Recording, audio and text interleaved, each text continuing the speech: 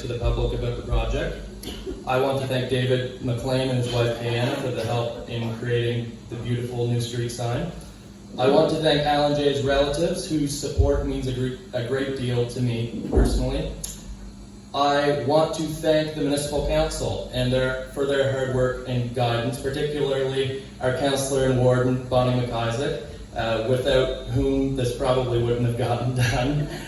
And most of all, I want to acknowledge and thank the McDonald family and the Inverness Miners Museum, whose, again, without support and assistance, this would not have gotten done, certainly.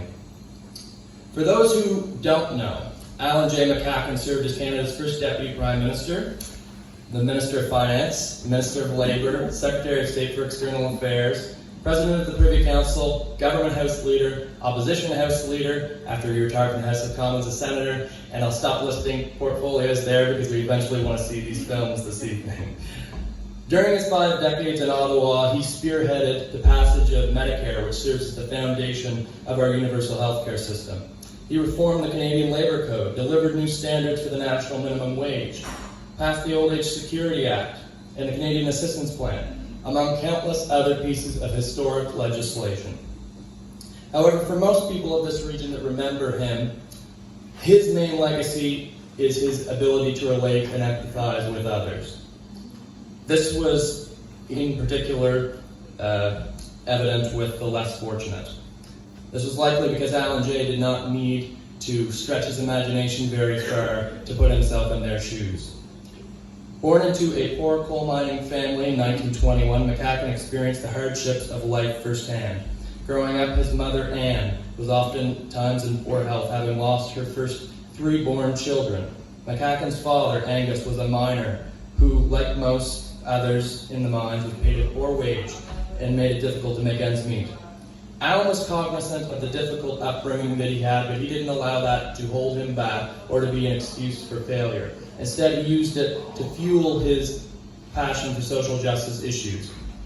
One would hardly expect someone who rose to the strata of dining with kings and queens, meeting with presidents of the United States in the Oval Office, and traveling the globe as one of the most senior figures in the Canadian government, to stay grounded and in touch with the values and concerns of people in small communities like Inverness.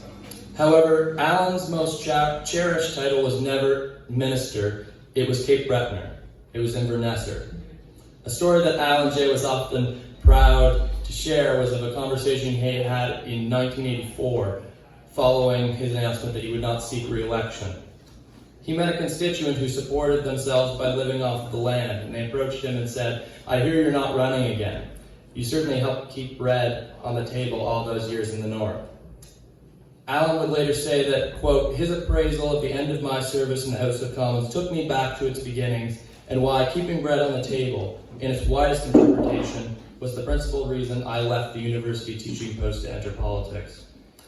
Ultimately, that is what Allan J. MacKay understood better than most. Politics does not always need to be some sort of brutal social blood sport. In its most basic form, politics is about helping people. While Canada is certainly imperfect and there are many things that we need to work on going forward, chiefly among them reconciliation, we should also not forget the improvements that have been made over Canada's history and those who have made those improvements possible. As I said in my submission to Municipal Council last year, renaming the street after Allan J. will not just be a worthy cause because of who he was, but also what he represented. Rising from small beginnings, equipped with nothing but a smart mind and a strong work ethic, to eventually taking his part in the history books for making this country a better place for all. There is no better example to leave behind for my generation and future generations of Canadians. And so, when someone asks you who was that Allan J. guy, don't hesitate to tell them. Canadians deserve to know who their champion was yesterday because it will help them set the standard for who it should be today and who it should be tomorrow. Whether we comprehend it or not, even though he's gone, we are largely still living in Allan J.'s Canada. And as Invernessers and Cape Brettoners, that should make us all enormously proud. Thank you very much. With that, thank you.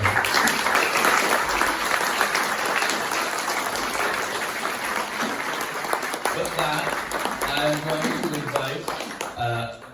Allan's niece, Jane, and our counselor and warden, Bonnie McIsaac, to officially unveil our new street sign for Allan J. Memorial Avenue.